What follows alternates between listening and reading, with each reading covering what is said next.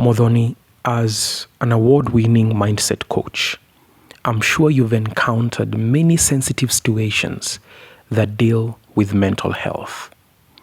So my question is, how does childhood trauma affect relationships? So I focus on healing childhood trauma. Right. So in every one of us, there's a little child. There's like a little Muthoni in me. Yes. There's a little Mark in you. Yes. So that child is a child who enjoys life. Right. So if that child was in a childhood where they were neglected in some way, where they had alcoholic parents, where there were too many siblings, you had to struggle for your parents' love, where some needs were not met, Right. or maybe you went through a long-term illness that affected you. Any trauma, we say it's any unpleasant experiences in childhood that denied you some needs that were important to you. So you grow up with that gap. You grow up trying to reincarnate and recreate your childhood. Right. And we say the first relationship a woman has with a man is with her father. That's the first man who models what a relationship with a man looks like for you.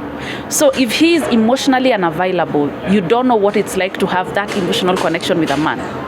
If he was verbally abusive, you think, oh, this is how men treat women.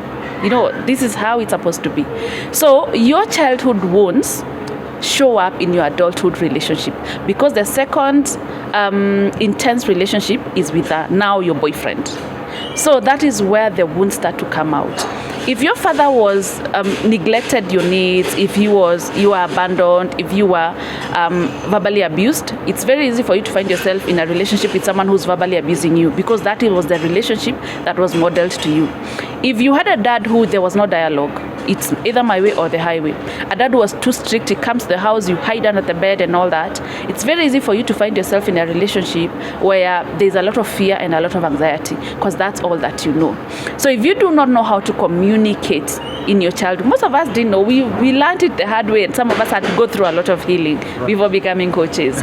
So if you don't know how to talk to a man, like you were shut down, women were just supposed to be seen, not to be heard, and kids were just, nobodies, then you don't know how to talk. So things keep happening to you. You are aggrieved, you're feeling tired and umekosewa sana, but you don't know how to say, babe, are you hurting my feelings?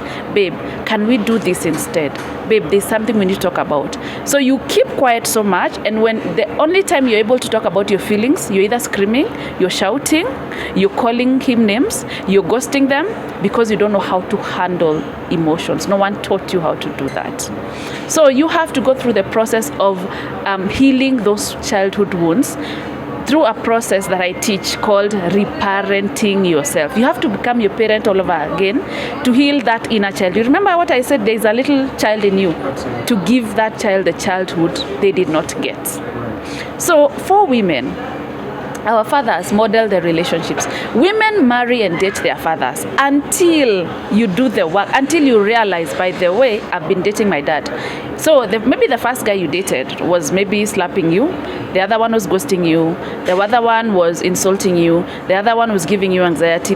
You realize you've dated your father a part of your father in every man.